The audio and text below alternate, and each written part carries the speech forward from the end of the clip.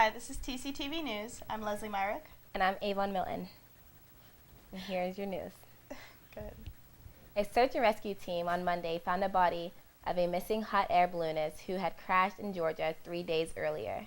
A witness who saw an object falling Friday notified authorities, who dispatched a helicopter in the direction she described and quickly found the body of Ed Versanto of North Carolina. Teams made up of state patrol officers, forestry units, neighborhood sheriffs, department personnel, and volunteers searched areas east of Fitzgerald in south central Georgia, where the balloon basket went down until the man was found. At least 10 people were killed and 39 others wounded during a bloody weekend in Chicago, police said. Among the dead is a 6-year-old girl who was shot Saturday outside her house on South Springfield Avenue. Police said a pickup truck approached and somebody inside began shooting, striking the girl in her abdomen. The little girl's sister was inside the house when she heard a popping sound outside. This was said by her sister. They started shooting, but I thought it was fireworks. I heard like 5 or 6 gunshots. I thought they were fireworks. I ran outside and my mom was holding my sister. My sister wasn't talking anymore. She wasn't breathing. According to CNN Online, a rally of protesters were very upset when an unarmed Florida teen was shot by a neighborhood watch captain. The captain said he shot out of self-defense. Many of these protesters carried signs saying, "Gone but not forgotten." The body was 17 years old and involved in high school football. It shows that he is greatly missed already. Legal accusations are still to be held. And now for entertainment.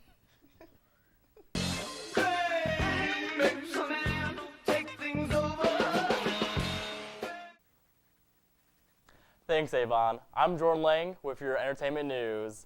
Little Monster's hearts broke all around the world yesterday as news of Lady Gaga's media silence started to spread. The songstress sat down with an interview with Oprah Winfrey and said that her last interview she'll do for a very long time. Gaga went on to explain that her newest philosophy on life involves not reading any news or watching any television. This seems like quite a challenge for the normal public hungry star, so we'll have to see how long it lasts. Police arrested actor George Clooney and others on Friday during the protest at the Sandus Assembly in Washington. The arrested protesters included congressmen, human rights activists, and faith leaders. Clooney said moments before his arrest, "The first question is something immediately we need humanitarian aid to be allowed in Sudan before it becomes the worst humanitarian crisis in the world." We all know how everyone feels about Kristen Stewart. Her acting in the Twilight Saga left fans wishing that they had casted someone else. Many people were not happy with her portrayal as Bella Swan. However, we are asking you to give her another chance. Last November, the trailer for Snow White and the Huntsman was released. In the film where she's acting is much better, and she's said to have an amazing British accent. The film will be in theaters June 1st. Give Kristen Stewart another chance and see it.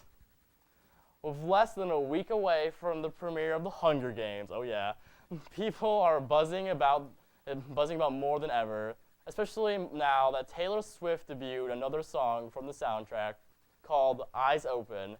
This is her second song from the soundtrack, and it has fans in hysteria when she performed it live for the first time at her concert in New Zealand. The new action comedy 21 Jump Street, starring Jonah Hill and Channing Tatum, leaped into the #1 spot in the box office this past weekend, earning $36.3 million. This brings last weekend's top spot holder, Dr. Seuss's The Lorax, down to #2 in the box office with $22.7 million. John Carter came in third this weekend, making $13.5 million.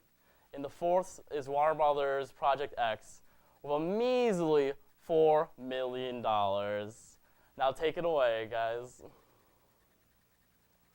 Thanks, Jordan.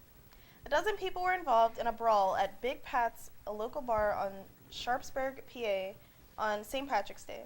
As a result, the owner of Big Pat's, Walter Rogowski, ended up in handcuffs. Despite the large number of people throwing punches, only Rogowski and another man were charged. Some of those charges included aggravated assault and recklessly endangering the welfare of another person. American Cancer Society's annual Daffodil Days got underway Monday in the local communities.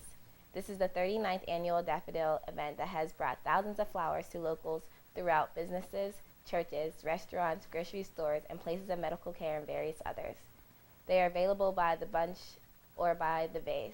The daffodil, which is the first flower of spring, is also known as the flower of hope and has been brought to thousands in the area since 1973.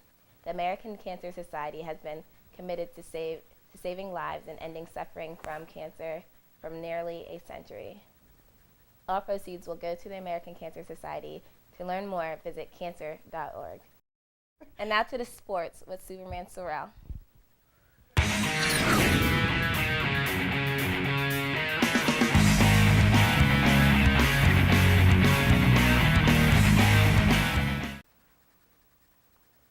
Thanks, guys. Now ready for the real part of the show, my sports section.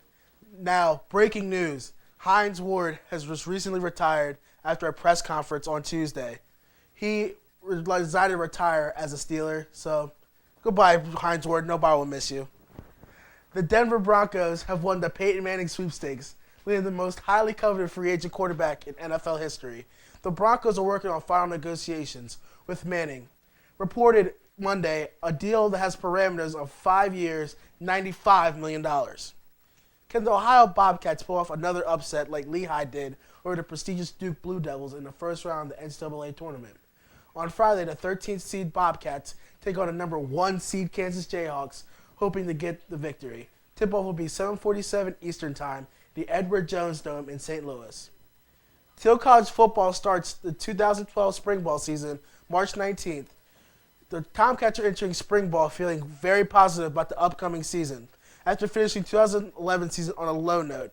But new coaches on board on the defensive side, the Tomcat football team is looking to put the past 2 football seasons behind them and look forward to bring in the PAC championship to its rightful home at Thiel College. After a slow start in Clemente, Florida, Thiel College softball team was able to pick up 2 wins versus Franchisan and an extra innings thriller against McAllister in 9 innings. When talking to freshman outfielder Ashley Ames, she said, "The team had its high and low points in Florida, but as a team, the trip definitely helped us mature. There's a lot of talent on the field, and we have plenty of seasons left to make up for our losses." The Lady Tomcats return to action home this Wednesday and Saturday at Tomcat Park. The Thiel College baseball team returns to action Wednesday, the 21st at Hiram College. This is the first game since the Tomcats returned from spring ball in Fort Myers, Florida. Thiel had a rough outing in the Gene Cusick Classic, going 4 for 5, losing 3 games in their last 2 innings. The first pitch is set to be thrown at 3 p.m. Now back to the news desk. Thanks, Sorrell. Campus security is still an issue in high schools and universities today. Just recently, a landmark tower at the University of Pittsburgh has been evacuated due to a second bomb threat in less than a week.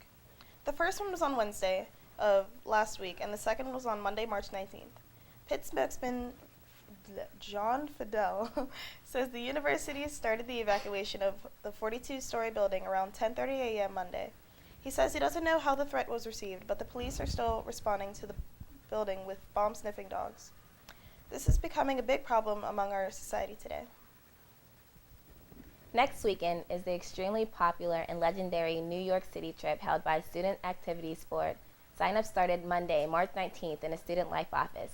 Participants of the trip will leave in the early morning hours of March 30th and will return in the evening of the 31st. Hurry and sign up for the trip before it's too late. And now for the weather.